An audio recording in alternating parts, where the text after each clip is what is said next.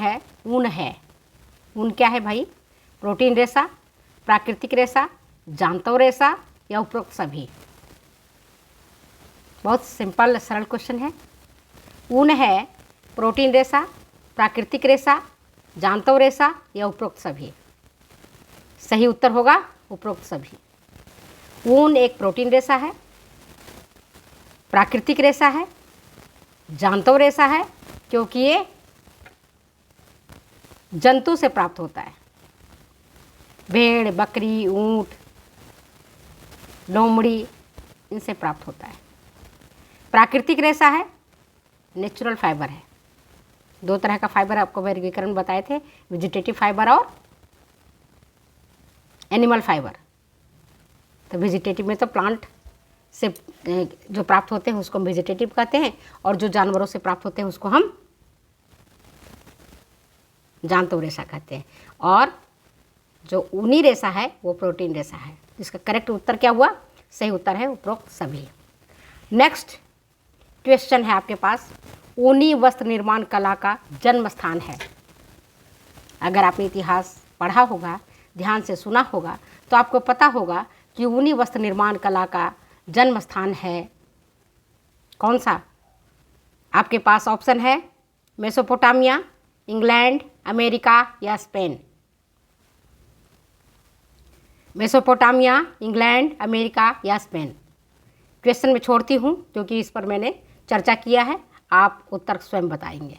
Next question है आपके पास वो ये कि इंग्लैंड में ऊनी वस्त्र कला का निर्माण कब हुआ था? इंग्लैंड में ऊनी वस्त्र कला का निर्माण कब हुआ था? आपके पास ऑप्शन है 80 AD में, 13वीं शताब्दी में, 15वीं शताब्दी में या 21वीं शताब्दी में। इंग्लैंड में ऊनी वस्त्र निर्माण कला का प्रारंभ कब हुआ था? प्रश्न 2 आपके लिए छोड़ती हूँ, फिर देखते हैं कि आपने कितनी पढ़ी होगी और कितना आपने नहीं पढ़ा है। नेक्स्ट क्वेश्चन है, स्पेन में ऊन उत्पादन का कार्य होने लगा था किस शताब्दी से? स्पेन में ऊन उत्पादन का कार्य होने लगा था कब से? 13वीं शताब्दी से, 10वीं शताब्दी से, ईसा पूर्व से या 16वीं सदी से? सही उत्तर क्या है? बोलो। सही उत्तर है 13वीं सदी से स्पेन में ऊन उत्पादन का कार्य होने लगा था। नेक्स्ट क्वेश्चन आपके पास, भारत में सबसे पहले ऊन उत्पादन का कार्य प्रारंभ हुआ था, कहाँ से हुआ था? भारत में सबसे पहले ऊन उत्पादन का कार्य प्रारंभ कहाँ से हुआ था? पहला है कश्मीर, दूसरा है जोधपुर, तीसरा है जैसलमेर और चौथा है उत्तर प्रदेश। सही उत्तर क्या है? सही उत्तर है कश्मीर।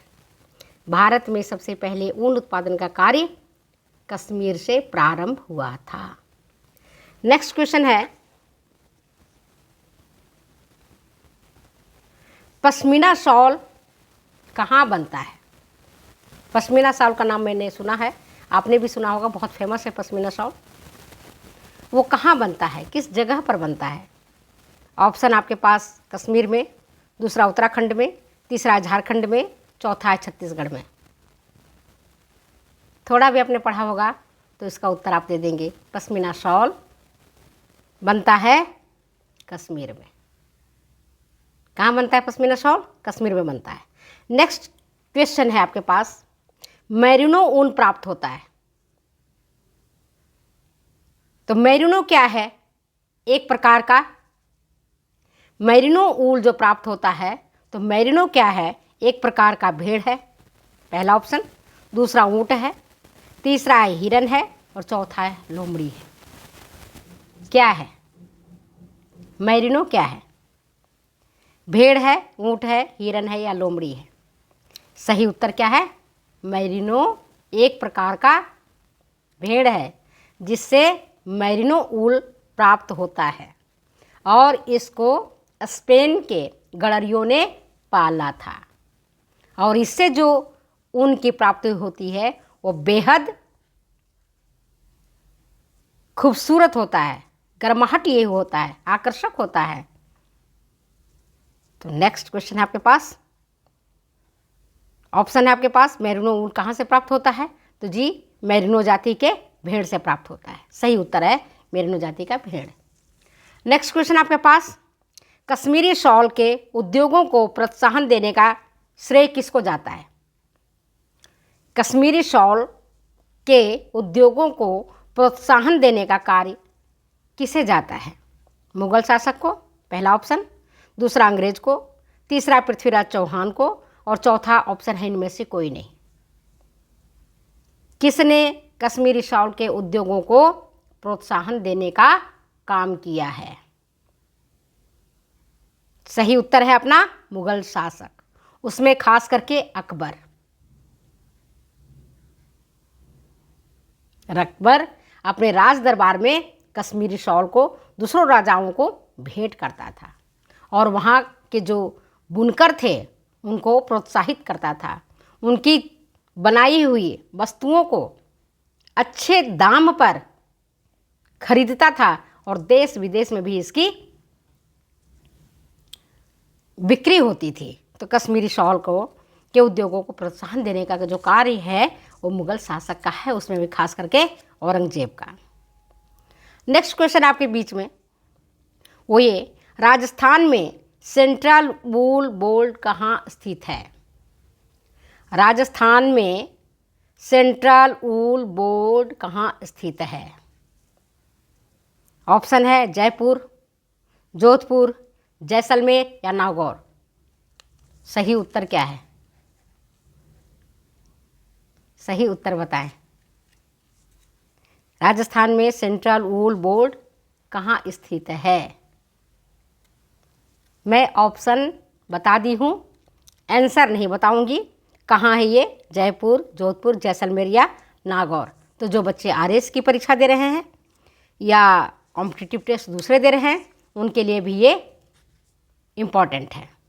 नेक्स्ट क्वेश्चन है आपके बीच में वो ये है कि राजस्थान में स्टेट वूल मिल का उद्योग कहाँ स्थित है? राजस्थान में स्टेट वूल मिल का उद्योग कहाँ स्थित है, किस जगह पर स्थित है? पहला जयपुर, दूसरा बीकानेर, तीसरा नागौर और चौथा टोंक। सही उत्तर है अपना बीकानेर। तो ये सारे क्वेश्चन मैंने आपसे पूछा है। नेक्स्ट क्वेश्चन आपके बीच में है वो ये कि भारत में सर्वाधिक ऊन उत्पादन कौन सा राज्य करता है? भारत में सर्वाधिक ऊन का उत्पादन किस राज्य में होता है? भारत में सर्वाधिक ऊन का उत्पादन किस राज्य में होता है? ऑप्शन है आपके पास राजस्थान, दूसरा हरियाणा, तीसरा उत्तर प्रदेश और चौथा मध्य प्रदेश। कहाँ होता है? राजस्थान, हरियाणा, उत्तर प्रदेश या मध्य प्रदेश। सर्वाधिक ऊन का उत्पादन, सबसे ज़्यादा प्रोडक्शन ऑफ वूल होता है राजस्थान में। भारत में सबसे ज़्यादा अगर ऊन उत्पादन होता है तो राजस्थान में होता है। अब भारत में ऊन उत्पादन के क्षेत्र में द्वितीय स्थान पर कौन है? कौन सा राज्य है द्वितीय स्थान पर? बिहार, झारखंड, राजस्थान या जम्मू कश्मीर?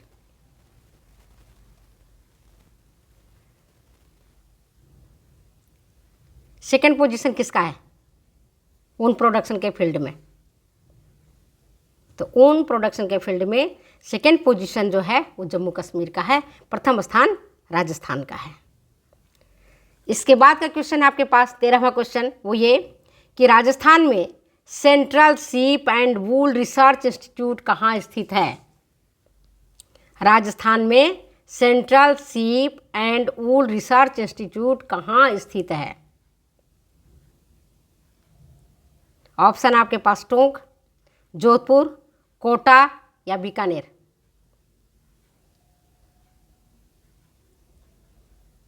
क्वेश्चन छोड़ती हूँ, आप वीडियो देखिए, आपको आंसर मिल जाएगा, जवाब मिल जाएगा आपको। 2-4 क्वेश्चन तो छोड़ूंगी ना टेस्टिंग के लिए, देखते हैं बच्चे पढ़ते भी हैं या मैं ही उनको पढ़ाती हूँ।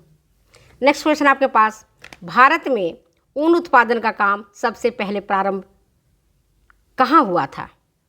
भारत में ऊन उत्पादन का काम सबसे पहले प्रारंभ कहाँ हुआ था? कश्मीर में, जम्मू में, छत्तीसगढ़ में या जैसलमेर में?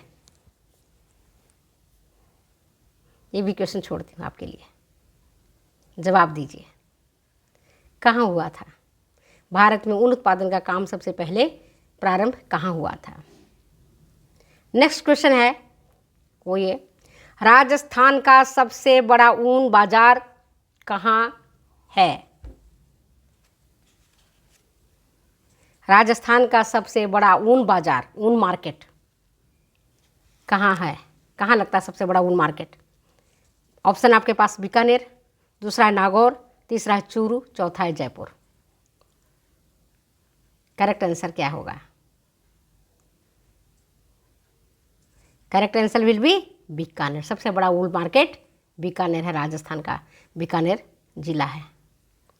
नेक्स्ट क्वेश्चन आपके पास है, राजस्थान में ऊन प्रशिक्षण केंद्र कहाँ स्थित है? राजस्थान में ऊन प्रशिक्षण केंद्र कहाँ स्थित है? बोलो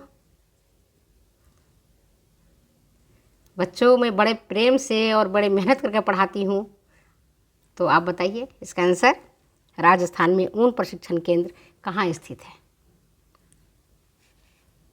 ऑप्शन आपके पास जयपुर, दूसरा है जोधपुर, तीसरा है आपका बीकानेर, चौथा उदयपुर। सही उत्तर क्या है? सही उत्तर है जयपुर में ऊन प्रशिक्षण केंद्र स्थित है। नेक्स्ट क्वेश्चन आपके पास है, बहुत ईजी, बहुत सरल। जैसा कि मैंने आपको कहा कि कोई भी कॉम्पिटिटिव टेस्ट देते हो तो उसमें 30 to 35% क्वेश्चंस आपके बहुत सरल आते हैं। सरल क्वेश्चंस में है, ऊन प्राप्ति का मुख्य साधन क्या है? भेड़, ऊंट, लोमड़ी या हिरन? भेड़, सब कहते हैं भेड़ के बालों से ऊन की प्राप्ति होती है। नेक्स्ट क्वेश्चन है आपके पास, विक्यूना के बालों से भी ऊन की प्राप्ति होती है। विक्यूना के बालों से भी एक ऊन की प्राप्ति होती है, तो विक्यूना क्या है? ऊंट है, भेड़ है, लोमड़ी है या हिरन है? विक्यूना क्या है? ऊंट है, भेड़ है, लोमड़ी है या हिरन है?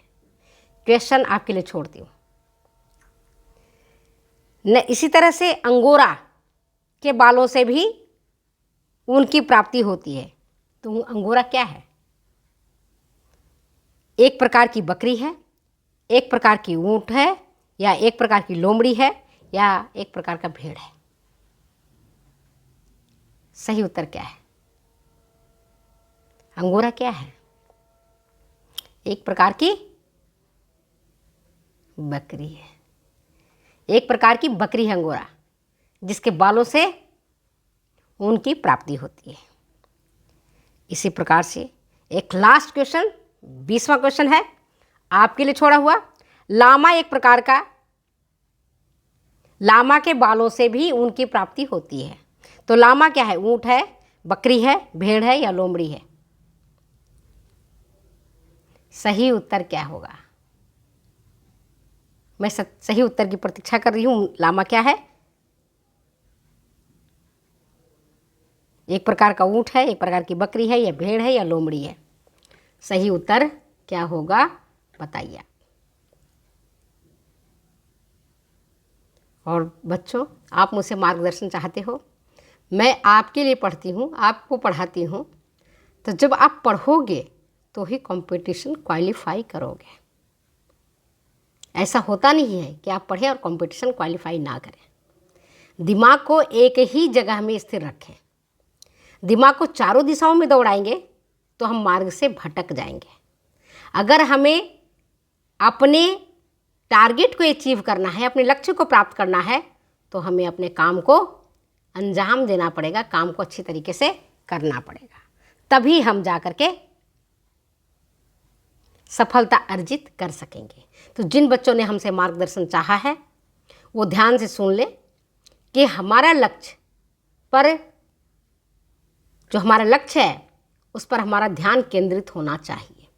हमें अपने ऑब्जेक्टिव्स को ध्यान में रख करके काम करना चाहिए।